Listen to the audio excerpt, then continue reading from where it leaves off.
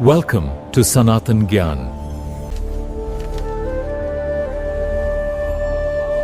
सनातन ज्ञान पॉडकास्ट में आपका स्वागत है। आज हम श्रीमद् भागवतम के चौथे स्कंध से एक बहुत ही प्रेरक कहानी पर गहराई से बात करेंगे। ये कहानी है एक छोटे से राजकुमार ध्रुव की। जी, श्रीमद् भागवतम, जिसे हम भागवत पुराण भी कहते हैं, जी, वो महर्षि वेदव्यास की रचना है। हाँ, और मतलब ये सिर्फ कहानियों का संग्रह नहीं है, इसे भक्ति और ज्ञान का एक महासागर माना जाता है। बिल्कुल। और ध्रुव की कहानी इसका एक बेहतरीन उदाहरण है। जी, ये कहानी एक बहुत ही आम मानवीय भावना से शुरू होती है, अपमान। एक 5 साल के बच्चे को उसके अपने पिता की गोद में बैठने से मना कर दिया जाता है।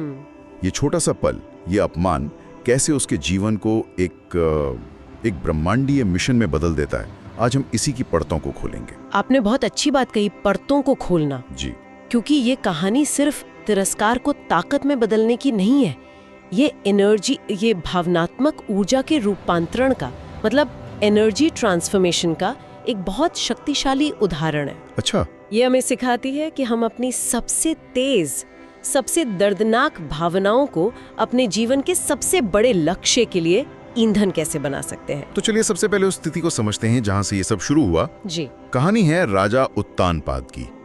उनकी 2 रानियां थी, सुनीति और सुरुचि। हाँ, और ध्रुव बड़ी रानी सुनीति के बेटे थे, लेकिन राजा का जो झुकाव था वो छोटी रानी सुरुचि की तरफ ज्यादा था। और यही पारिवारिक पृष्ठभूमि उस विस्फोटक घटना का आधार बनती है ना? बिल्कुल।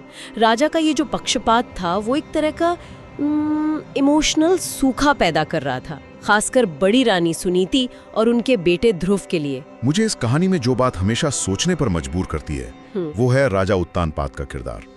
वो अपने ही बेटे को गोद में क्यों नहीं बिठा पाए? क्या वो इतने कमजोर थे या उस समय के सामाजिक दबाव कुछ और थे? ये एक बहुत ही अहम सवाल है।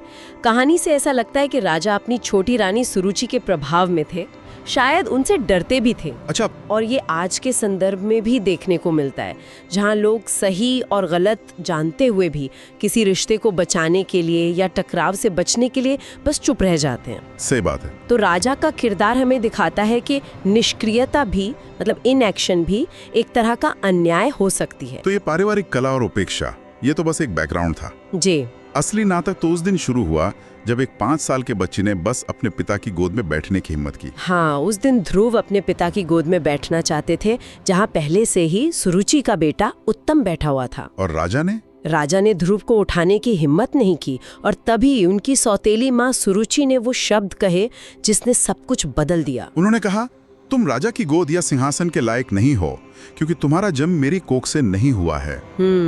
अगर तुम्हें ये चाहिए तो भगवान नारायण की कठोर तपस्या करो, ताकि उनकी कृपा से अगले जन्म में तुम मेरे गर्भ से पैदा हो सको। सोचिए, ये शब्द एक बच्चे के लिए कितने चुभने वाले होंगे। बिल्कुल। लेकिन यहाँ एक बहुत दिलचस्प मनोवैज्ञानिक मोड़ आता है। वो क्या? सुरुचि ने अपमान करने के इरादे से अनजाने में ही ध्रुव को सफलता का रास्ता दिखा दिया। उसने कहा, भगवान की तपस्या करो। अरे वाह! कभी कभी जीवन में हमारे सबसे बड़े आलोचक या विरोधी ही हमें वो दिशा दे जाते हैं जिसकी हमें तलाश होती है। ये तो कमाल की बात है।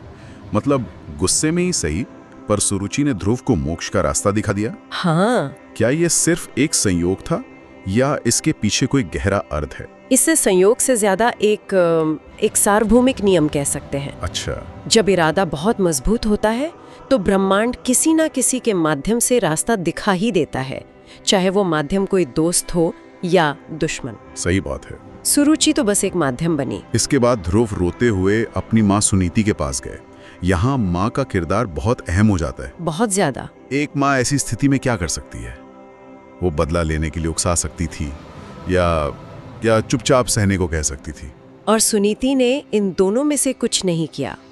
उन्होंने एक असाधारण काम किया। क्या किया उन्होंने? उन्होंने ध्रुव को सांत्वना दी, लेकिन सुरुचि की बात को एक ऊंचे दृष्टिकोण से सही ठहराया। हाँ। उन्होंने कहा कि तुम्हारी सौतेली माँ ने जो कहा है वो कड़वा जरूर है, लेकिन सच है। केवल परमात्मा की कृपा ही तुम्हारे भाग्य को बदल सकती है।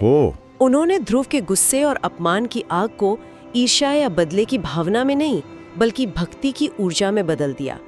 ये एक मास्टर स्ट्रोक था। और यहीं से 5 साल के ध्रुव का संकल्प शुरू होता है। जी। वो घर छोड़कर जंगल की ओर निकल पड़ते हैं। रास्ते में उन्हें देवर्षि नारद मिलते हैं। नारद मुनि पहले तो उन्हें रोकने की कोशिश करते हैं। वो कहते हैं, बेटा तुम अभी बच्चे हो, मान अपमान से इतना प्रभावित मत हो, घर लौट जाओ। हाँ, मुझे हमेशा लगता था कि नारद जी उन्हें डिस्करेज क्यों कर रहे थे। ये एक गुरु द्वारा शिष्य की दृढ़ता की परीक्षा थी। अच्छा, एक परीक्षा। हाँ, एक सच्चा गुरु कभी भी आसानी से ज्ञान नहीं देता। वो पहले यह परखता है कि शिष्य उस ज्ञान को संभालने के काबिल है भी या नहीं। नारद मुनि देखना चाहते थे कि ध्रुव का संकल्प सिर्फ एक बच्चे का गुस्सा है जो थोड़ी देर में ठंडा हो जाएगा, या ये एक अटूट निश्चय है। और ध्रुव उस परीक्षा में खरे उतरे। बिल्कुल। उन्होंने कहा, हे मुनिवर, मैं एक क्षत्रिय हूँ और अपनी सौतेली माँ के कटु वचनों से मेरा हृदय घायल हो चुका है। आपका ये ज्ञान मेरे मन में बैठ नहीं रहा है। मुझे ऐसा पद चाहिए जो आज तक किसी को न मिला हो।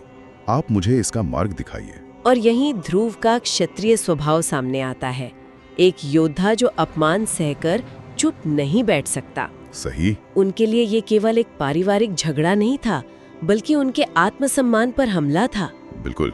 जब नारद मुनि ने ये दृढ़ता देखी तो वो समझ गए कि यह बालक असाधारण है। इसके बाद नारद मुनि ने जो निर्देश दिए वो सुनने में तो सरल लगते हैं, लेकिन उनमें बहुत गहराई है। हाँ, वो कोई साधारण निर्देश नहीं थे। नारद मुनि ने ध्रुव को एक पूरा वैज्ञानिक आध्यात्मिक पैकेज दिया। वैज्ञानिक आध्यात्मिक पैकेज, ये क्या है? देखिए, पहला उन्होंने स्थान बताया, यमुना के तट पर मधुवन। ये कोई रैंडम जगह नहीं थी। मधुवन, जहाँ भगवान ने लीलाएं की हैं, उस स्थान की ऊर्जा ही साधक की मदद करती है। अच्छा, तो जगह का भी महत्व होता है? बहुत ज्यादा। दूसरा उन्होंने अभ्यास बताया, प्राणायाम, यानी अपनी सांसों पर नियंत्रण। सांसों पर नियंत्रण? हाँ, क्योंकि हमारा मन सीधे हमारी सांसों से जुड़ा है। सांसें अस्थिर तो मन भी अस्थिर। सही बात है। प्राणायाम से मन को स्थिर किया जाता है ताकि वो ध्यान में टिक सके। फिर उन्होंने ध्यान का विषय दिया, भगवान विष्णु का एक सुंदर साकार रूप। साकार रूप? निराकार पर ध्यान करना एक बच्चे के लिए बहुत मुश्किल होता, इसलिए उन्होंने एक मनमोहक छवि दी। और आखिर में उन्होंने एक मंत्र दिया, ओम नमो भगवते वासुदेवाय। इस मंत्र का क्या महत्व है? इस 12 अक्षरों वाले मंत्र को मुक्ति का मंत्र माना जाता है। ये चेतना को सीधे उसके स्रोत यानी परमात्मा से जोड़ता है। तो मतलब? तो आप देखिए, नारद मुनि ने कोई अधूरी सलाह नहीं दी, उन्होंने एक पूरा सिस्टम दिया। सही जगह, सही तकनीक, सही फोकस और सही टूल यानी मंत्र। ये सफलता का एक पूरा ब्लूप्रिंट था। बिल्कुल। ध्रुव की ये तपस्या और उनका लक्ष्य हासिल करना अविश्वसनीय है, लेकिन ये सिर्फ एक पुरानी कहानी नहीं है। नहीं, बिल्कुल नहीं। इसमें आज के जीवन के लिए भी कई गहरे संदेश छिपे हैं, है ना? बिल्कुल। शायद सबसे बड़ा सबक यही है कि जीवन में मिले अपमान या किसी नकारात्मक अनुभव को हम कैसे देखते हैं। ध्रुव उसे एक पर्सनल अटैक की तरह देख सकते थे, लेकिन उन्होंने उसे एक चैलेंज की तरह देखा। उन्होंने उस ऊर्जा को दबाया नहीं, उसे एक ब्रह्मांडीय महत्वाकांक्षा में बदल दिया। ये एक तरह की भावनात्मक कीमिया है, इमोशनल एल्केमी। ये एक बहुत शक्तिशाली विचार है, मतलब अपने सबसे बड़े दर्द को अपनी सबसे बड़ी ताकत बना लेना। जी। दूसरा सबक जो मुझे दिखता है वो है फोकस की ताकत। ध्रुव का मन अपने लक्ष्य से एक पल के लिए भी नहीं भटका। हाँ, उनकी तपस्या आज के एक्सट्रीम फोकस या डीप वर्क का आध्यात्मिक संस्करण है। अच्छा। जरा सोचिए, उन्होंने खुद को हर बाहरी चीज से काट दिया।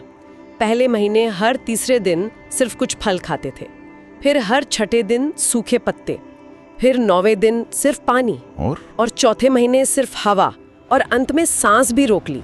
उन्होंने अपनी चेतना की सारी ऊर्जा को एक लेजर बीम की तरह सिर्फ एक बिंदु पर केंद्रित कर दिया। जब हम ये सुनते हैं तो ये लगभग असंभव लगता है। लगता तो है। में 100 अलग-अलग चीजों पर अपनी ऊर्जा बिखेरने के बजाय किसी एक महत्वपूर्ण लक्ष्य पर पूरी तरह से ध्यान केंद्रित करते हैं तो परिणाम असाधारण होते हैं। और तीसरा महत्वपूर्ण सबक है एक मार्गदर्शक या गुरु की भूमिका। नारद मुनि? हाँ, नारद मुनि ने ध्रुव को सिर्फ रास्ता नहीं दिखाया, उन्होंने उस रास्ते पर चलने का पूरा सिस्टम दिया। वो एक सिस्टम बिल्डर थे। एक अच्छा मेंटर या गुरु आपको सिर्फ क्या करना है ये नहीं बताता, बल्कि कैसे करना है इसकी पूरी प्रक्रिया देता है। उनके बिना ध्रुव का संकल्प शायद दिशाहीन हो जाता। तो आज की इस चर्चा को अगर हम समेटें तो हमने देखा कि कैसे एक राजकुमार का आहत स्वाभिमान उसे ब्रह्मांड के सबसे ऊंचे पद की ओर ले गया। जी, ये कहानी हमें संकल्प, सही मार्गदर्शन और फोकस की शक्ति के बारे में बहुत कुछ सिखाती है। हाँ, आज की चर्चा से अगर कुछ मुख्य बातें याद रखनी हो तो वे ये हो सकती हैं। बताइए। पहली, अपमान एक अवसर हो सकता है। जीवन में मिला तिरस्कार आपको नीचे गिरा सकता है या फिर आपको कुछ असाधारण करने के लिए प्रेरित कर सकता है। चुनाव हमारा है। सही।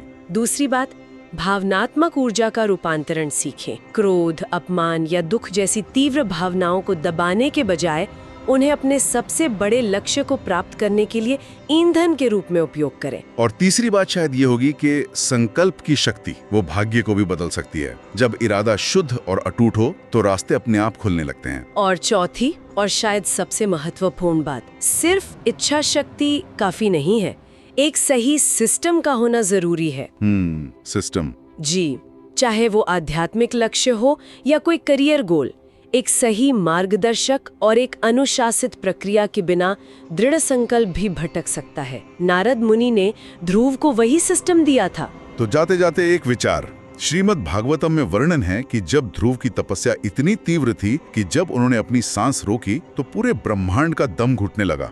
जी, सभी लोगों के बड़े बड़े देवता घुटन महसूस करने लगे और उन्हें भगवान विष्णु की शरण में जाना पड़ा। हाँ, अगर एक 5 साल के बच्चे का अटल संकल्प पूरे ब्रह्मांड को प्रभावित कर सकता है तो जरा सोचिए, हमारे अपने जीवन में हमारा एकाग्र और ईमानदार प्रयास क्या कुछ हासिल नहीं कर सकता।